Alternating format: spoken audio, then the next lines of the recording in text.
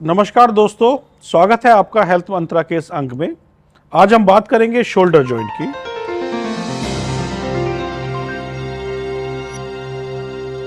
Sir हमारे साथ SR Bharti साहब हैं, 76 ईयर ओल्ड।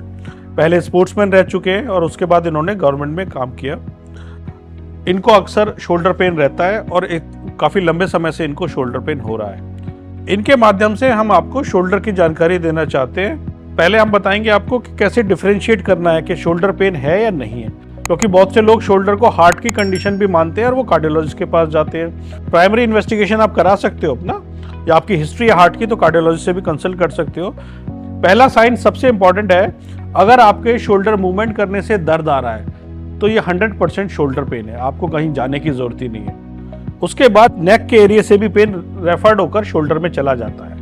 उसका भी साइन यही है कि अगर आपको शोल्डर मूवमेंट पूरा हो रहा है, दोनों तरफ के शोल्डर उठा के देख लो, अगर वो बराबर मूवमेंट कर रहे हैं, पेनलेस हैं, तो वो शोल्डर पेन नहीं है, वो कहीं और से रेफर्ड हो रहा है। कोई मस्कुलर पेन है, कोई स्ट्रेन आ गया या नेक से आ रहा है। तो आप नेक के मूवमेंट्स भी अपने देख सकते हो। नहीं समझ में आए तो आप सलाह ले सकते हो किसी फिजियोथेरेपिस्ट से या फिर किसी मेडिको से। शोल्डर पेन हमें सबसे ज्यादा परेशान करता है। अभी तक घुटनों का लोगों ने रिप्लेसमेंट ढूंढ लिया है, पर शोल्डर का रिप्लेसमेंट इतने इजीली नहीं कराते हैं। पर ये सबसे ज्यादा परेशान करने वाला जॉइंट है। सबसे ज्यादा मूवमेंट होता है, सबसे कम सपोर्ट है, सारा मस्कुलर या सॉफ्ट टिश्यूज का सपोर्ट इसको मिलता है। और अक्सर सबसे बड़ी कंप्लेन लोगों को होती है कि उनको रात को करवट लेने में, सोने में दर्द होता है। तो हमारे लिए बड़ा टिंगलिंग सेंसेशन या पेनफुल सेंसेशन इस तरह से आती है। फिजियोथेरेपिस्ट को कब दिखाना है? अगर आपको शोल्डर पेन के अलावा कोई और प्रॉब्लम नहीं है तो आप सीधे फिजियोथेरेपिस्ट के पास जा सकते हैं। या फिर वीकनेस आ रही है बाजू में, को आपको पहले न्यूरोलॉजिस्ट से कंसल्ट करना है। सबसे पहले आप क्या करिए, जब भी आपको शोल्डर पेन है तो आप दोनों हाथ को अपने आप उठाइए ऊपर और कंपेयर कर लीजिए कि कितना दोनों में मूवमेंट है। अगर जिसमें कम मूवमेंट हो रहा है तो इसका मतलब वो आपको दिक्कत दे रहा है। कॉमन कंप्लेन जो लोगों की आती है, वो बाल बनाने में दर्द होता है, उनको बाजू पीछे ले जाने में दर्द होता है, या फिर कोई सामान दूर से उठाने में शोल्डर में पेन आता है। तो ये सब साइन है शोल्डर अर्थराइटिस के। शोल्डर एक कॉम्प्लेक्स जॉइंट है, इसमें और भी छोटे छोटे जॉइंट 2-3 मिले होते हैं, तो इसलिए कहीं और का भी पेन आपके शोल्डर में या बाजू में आ सकता है। दूसरी सबसे बात है कि एक कॉमन कंडीशन है फ्रोजन शोल्डर। आपकी जानकारी के लिए मैं बता दूं, फ्रोजन शोल्डर ज्यादातर मिडिल एज लोगों को होगा। सीनियर सिटीजन्स के मूवमेंट कम हो जाते हैं, इसका मतलब ये नहीं कि उसका फ्रोजन शोल्डर है, क्योंकि फ्रोजन शोल्डर का ट्रीटमेंट बहुत डिफरेंट है, उसकी एक्सरसाइज डिफरेंट है। ज्यादातर जो सीनियर सिटीजन्स को प्रॉब्लम शोल्डर में आती है वो अर्थराइटिस होती है, या फिर रोटेटर कफ, हमारे एक मसल का ग्रुप है, उसमें टियर हो जाता है।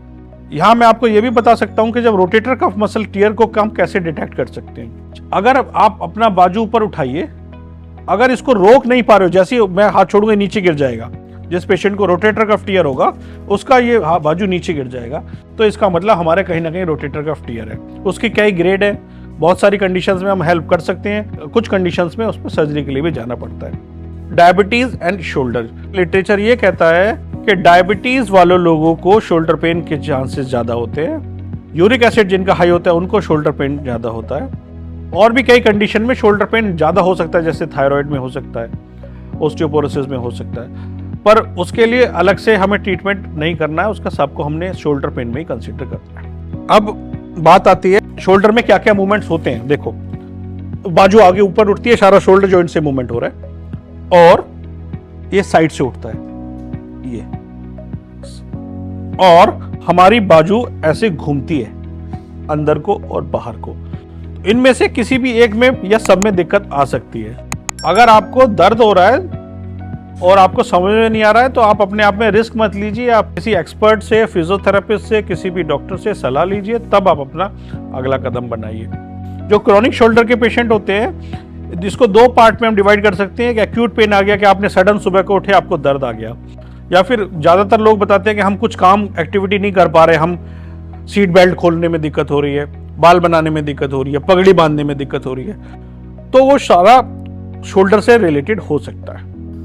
आइए अब मैं आपको बताता हूं कि हम शोल्डर में कैसे एक्सरसाइज शुरू कर सकते हैं। सबसे बेस्ट और सबसे इजी एक्सरसाइज है पेंडुलम एक्सरसाइज। वो हमें खड़े होकर करना है, और इसमें अगर पेनलेस है तो आपको आराम से करिए, कोई दिक्कत नहीं है।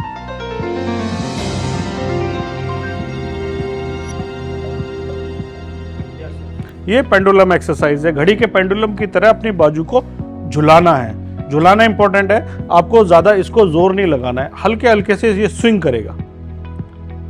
और इसको ध्यान रखिए पेनलेस होना चाहिए आपकी मोबिलिटी बनाने के लिए। जो अपोजिट हैंड है उसका सपोर्ट इसलिए लेना है कि कमर पे जोर ना पड़े, वरना फिर कमर में दर्द होगा। और दूसरे पैर को बाहर निकालिए, वो भी कमर को हेल्प करने के लिए। हाथ को स्विंग कर सकते हैं, हाथ को क्लॉकवाइज और एंटी क्लॉकवाइज घुमा सकते हैं। क्लॉकवाइज घुमाइए, गोल चक्कर में घुमाइए। हाँ, हाथ को सीधा रख के कंसेंट्रिक रिंग्स एक ही केंद्र मान के गोल गोल घुमाना है। बाजू को सीधा सीधा सामने देखिए। हाँ, इसको अपोजिट डायरेक्शन में घुमाइए। हाँ, छोटा सर्किल बनाइए, छोटा सर्किल, बस इतने, बस बस बस बस, बस। जॉइंट में मूवमेंट बनाने के लिए, जिससे जॉइंट स्पेस मेंटेन रहे। अब इसमें हम एक वेरिएशन कर सकते हैं, अगर पेन नहीं है तो एक वेट कफ बना के बाजू में लगा सकते हैं, जिससे थोड़ा और ट्रैक्शन मिलेगा और आपको जॉइंट में मदद मिलेगी।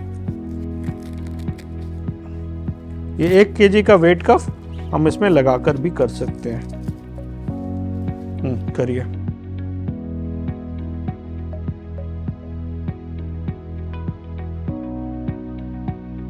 शुरू में इसको 10 से शुरू कीजिए, फिर 20 और ज्यादा से ज्यादा 50 तक जाइए। ज्यादा करने का भी कोई लाभ नहीं है, पर मिनिमम का है कि आपको 10 से शुरू करिए, जिससे आपको पता लग जाए कि बॉडी आपकी अकस्टम हो रही है और धीरे धीरे आप इसको बढ़ा सकते हो। वेट कफ भी बाद में लगाइए, पहले फ्री एक्सरसाइज करिए फिर वेट कफ लगाइए। अगर वेट कफ नहीं है तो हाथ में वाटर बॉटल पकड़ लीजिए, डंबल पकड़ लीजिए जो घर में अवेलेबल हो, 1 kg का।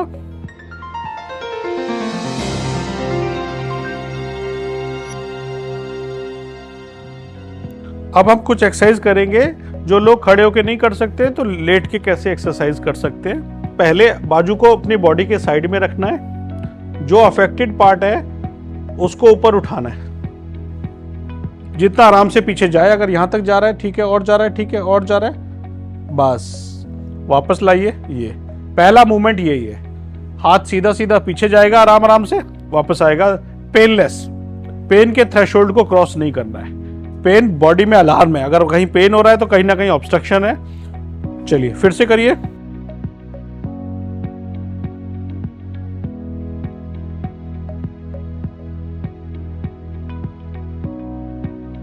अब अगर मान लीजिए बाजू उठाने में वीकनेस है तो हम दूसरी बाजू का सहारा ले सकते हैं। उसके लिए क्या करिए, दोनों हाथ में छड़ी पकड़ लीजिए और बाजू को सीधा रखो, कौनी सीधी। अब ऊपर उठाओ, पीछे ले आइए सर, ये आराम आराम से पीछे आएगा, और आइए। अरे अब ज्यादा लोड दूसरी बाजू ले रहा है, ये आपकी बाजू में कम लोड है, पर फिर भी पेन को क्रॉस नहीं करना है। वापस लाइए नीचे।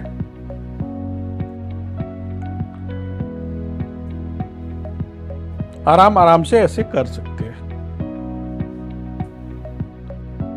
ठीक है। एक बार और उठाइए।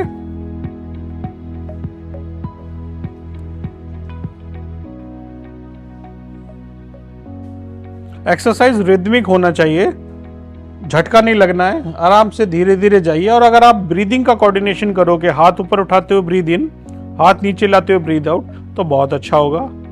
और माइंडफुल कि आपका ध्यान सारा जिस पार्ट की एक्सरसाइज आप कर रहे हो उसको होना चाहिए। अगर फॉल हुआ है, गिरे हैं आप, आपका बाजू नहीं उठ रहा है, तो पहले कंसल्ट कीजिए। अपने आप से सोच के कि फ्रैक्चर नहीं है, ये ठीक हो जाएगा, वो भी गलत है। जिस साइड पेन है वो साइड लेटना, करवट लेना अवॉइड करना है।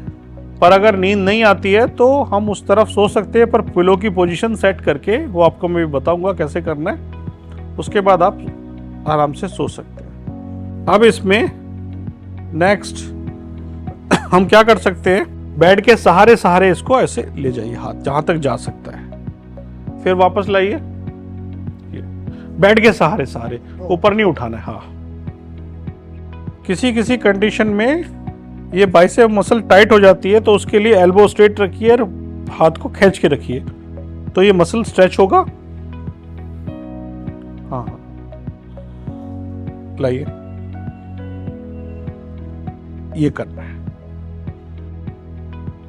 देखिए शोल्डर में और भी कंडीशंस होती हैं कि उसमें डिसलोकेशन होता है, पोस्ट ऑपरेटिव होता है, और या फिर रोटेटर कफ इंजरी के बाद रिहेबिलिटेशन होता है, तो उसमें कुछ और एक्सरसाइज ऐड हो सकती है। पर ये सारी एक्सरसाइज जो आपको बता रहा हूँ ये बेसिक एक्सरसाइज है। पेनफुल शोल्डर की कैसी भी कंडीशन हो इसमें हम कर सकते हैं। उसके बाद दोनों एल्बो को बेंड करिए और इसको सीधा रखिए, ये ऐसे। जो फोर आर्म है आपकी वो घूम रही है, बेसिकली ये शोल्डर मूवमेंट हो रहा है, बाकी किसी जॉइंट में मूवमेंट नहीं है, शोल्डर रोटेशन हो रहा है। इसको इस पोजीशन से कर सकते हैं, और अगर पेनलेस है तो दूसरी पोजीशन से भी कर सकते हैं। फ्रोजन शोल्डर में ये सारे मूवमेंट आप अपने आप नहीं कर सकते, और अगर रेस्ट्रिक्शन है, वीकनेस है, तो क्या करो, ये हाथ में छड़ी पकड़ो और उस हाथ से पुश करो। सेम मूवमेंट प्रोड्यूस करना है इसमें। दूसरे हाथ की मदद से आप इसको घुमा सकते हो, ऐसे ऐसे ऐसे ऐसे। हाँ बिल्कुल ठीक है। शोल्डर जॉइंट हमारे नेक और पीछे बैक से भी जुड़ा है, इसलिए हमें बैक का स्कैपुलर मसल का और नेक का भी एक्सरसाइज करना है। उसके लिए क्या करो, दोनों हाथ हवा में रखिए और अपने शोल्डर गर्डल को ऊपर उठाइए, होल्ड करिए। 1 2 3 4 5 6 7 8 9 10। रिलैक्स। दोनों कंधे ऊपर उठाइए, सांस भरिए, होल्ड करिए। 1 2 3 4 5 6 7 8 9 10। रिलैक्स। उठाइए ऊपर। 1 2 3 4 5 6। रिलैक्स। ये कर सकते हैं। नंबर 2, इसी में शोल्डर को अभी हमने ऊपर उठाया, अब आप शोल्डर गर्डर को पीछे पुश करेंगे, दोनों कंधों को पीछे, हाँ पीछे पुश करिए। हाँ ये कर, बाजू साइड में रहेगा, केवल शोल्डर गर्डल पीछे जाएगा। हाँ वापस। हाँ हम अपने शोल्डर गर्डर को पीछे पुश कर रहे हैं, ऐसे ऐसे ऐसे, ऐसे। ये कर सकते हो। अगर एक्सरसाइज के दौरान या उसके बाद आपको पेन आता है, पेन आपका बढ़ता है, तो आप अपने फिजियोथेरेपिस्ट से या किसी मेडिकल प्रोफेशनल से कंसल्ट करिए। शोल्डर नॉर्मली पेन हमारा ठीक हो जाता है, पर टाइम लेता है, इसलिए सबसे ज़रूरी बात है आपको पेशेंस रखना है।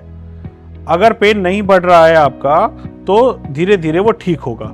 सारा शोल्डर मूवमेंट आराम से आ जाता है, ये मेरा अपना अनुभव है, पर मुश्किल होती है कि सर के ऊपर हाथ अटकता है और कमर के पीछे, जो महिलाओं को दिक्कत होती है अपने कपड़ा पहनना खोलने के लिए।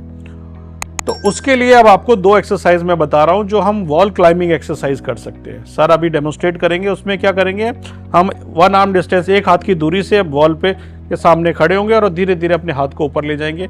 जब हाथ जहां तक जाएगा उसके बाद थोड़ा और आगे बढ़ के उसको हाथ को ऊपर ले जा सकते हैं। अगर आपको पीछे हाथ जाने में दिक्कत है तो आप एक टॉवल का इस्तेमाल करेंगे। जो अफेक्टेड साइड है उसको पीछे लीजिए, हाथ को जहां तक जा सकता है। जो नॉर्मल साइड है उसको ऊपर ले लीजिए, ऊपर से ऊपर से ऊपर से। इन दोनों के बीच में टॉवल पकड़ लीजिए और इसको ऐसे टॉवल रबिंग एक्सरसाइज कर सकते हैं। ऊपर वाले से खींचेंगे, नीचे वाला हाथ ऊपर जाएगा। ये जो दिक्कत वाला हाथ है, जिसमें दर्द है, उसको नीचे रखिए, नॉर्मल हाथ को ऊपर रखिए, ऊपर वाले हाथ से पुल करिए और नीचे वाले हाथ को बस पकड़ के रखना है। ऊपर वाला हाथ सारा जोर लगाएगा। ये सारी एक्सरसाइज आप 10 बार से शुरू करिए, 10 रेपिटेशन करिए, धीरे धीरे इनको बढ़ाइए। 20, 25, 50 काफी होती है।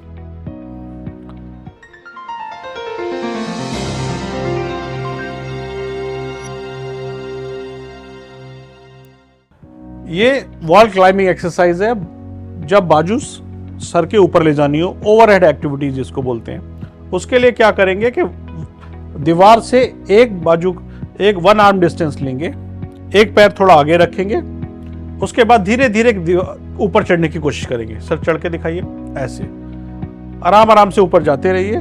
जैसे जैसे आप आगे जाओगे, अगर दिक्कत आ रही है तो और भी आगे जा सकते हो। जहां पेन ना हो, पेन के उस लिमिट तक जाइए और फिर धीरे धीरे वापस लाइए उसको।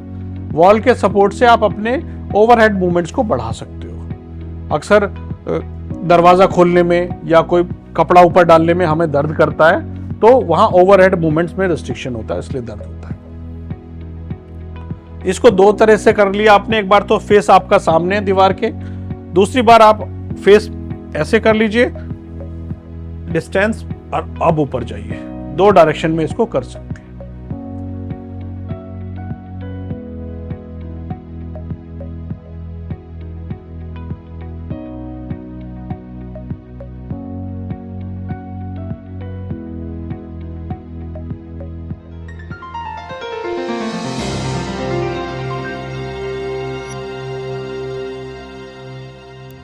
अभी जो हमने किया वो फ्री एक्सरसाइज थी, उसमें हमने अपने बाजू में फ्री मूवमेंट किए।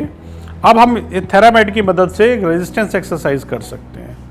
रेजिस्टेंस एक्सरसाइज जैसे कि पहले भी आपको बताया है, यह बॉडी की मसल्स को चैलेंज देता है। तो ये थेराबैंड है, इसका फ़ायदा ये कि अच्छी ग्रिप बनती है, आपको कहीं चुभेगा नहीं। इसको पैर में दबाना है, ठीक है, फिर अच्छे से टाइट जहाँ पर हो उस पोजीशन को पकड़ना है।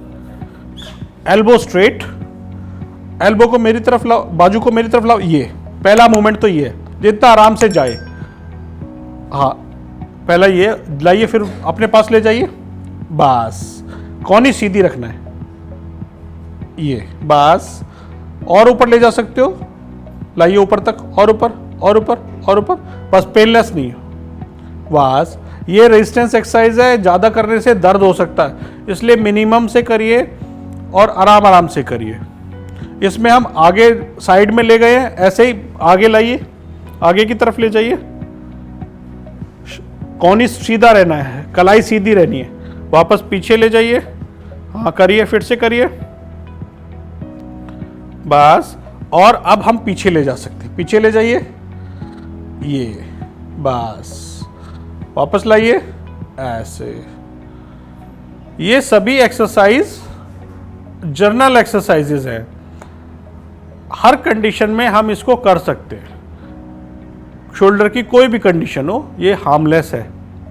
एक और हम कर सकते हैं इसमें, इसको टाइटली पकड़ लीजिए सर, ये फिक्स रहेगा। अब ये पुल करेगा, ये वाला हाथ पुल करेगा, ये ऐसे ऐसे ऐसे, बस। ये इंपॉर्टेंट है सर, ये एक्सटर्नल रोटेशन जो शोल्डर को बाहर की तरफ घुमा रहा है, ये सबसे ज़्यादा सबसे पहले पेनफुल होता है।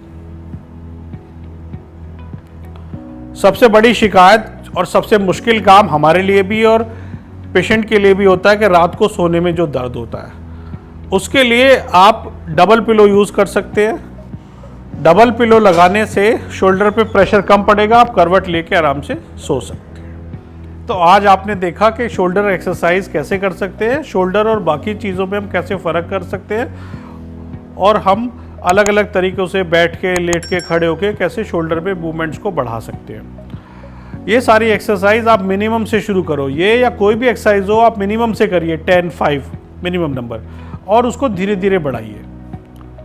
बढ़ाने का ज़्यादा आप मत करिए, मुझे लगता है 50 इज़ एनफ। अगर आप 15 दिन में 50 नंबर पे पहुंच जाइए, 15 से 20 दिन में, वो काफ़ी है।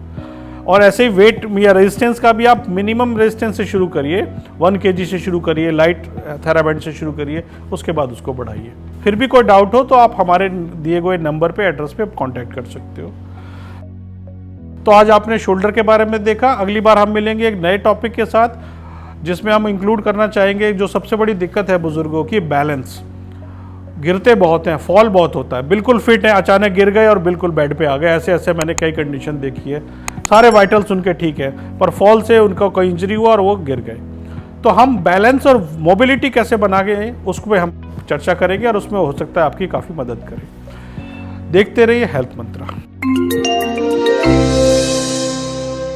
अगर आपको हमारा ये वीडियो पसंद आए तो हमारे चैनल को लाइक और सब्सक्राइब करना न भूलें। ऐसी ही दिलचस्प और महत्वपूर्ण हेल्थ इश्यूज के बारे में जानकारी प्राप्त करने के लिए देखते रहिए हेल्थ मंत्रा।